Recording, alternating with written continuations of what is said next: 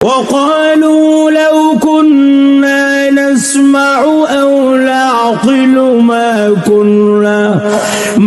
كنا في أصحاب السعير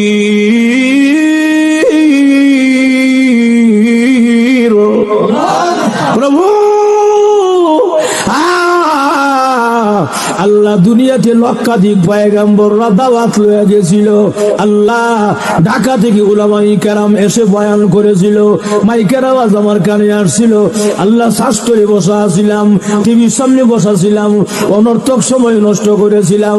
কেন যাই নাই, কেন শুনি নাই?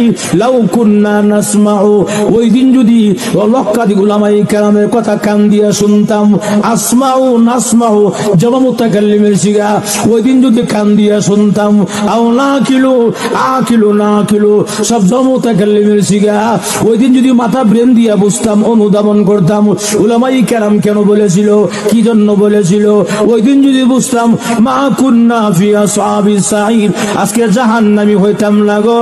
ভুল করেছি, আর জীবনে এমন ভুল হবে না গো। আল্লাহ আবার দুনিয়াতে পাঠাইয়া দাও, এমন ভুল হবে না। এমনি আল্লাহ ডাক দিবেন, রে বান্দা, এই কথাটা বোঝানোর জন্য আর দুনিয়ায় পাঠানো হবে না। এই কথাটা বোঝানোর জন্য বার উলামায়ে কেরাম আলোচনা করেছে। ভিডিওটি ভালো লাগলে অবশ্যই শেয়ার করে দিবেন, অ্যান্ড থ্যাঙ্কস ফর ওয়াচিং।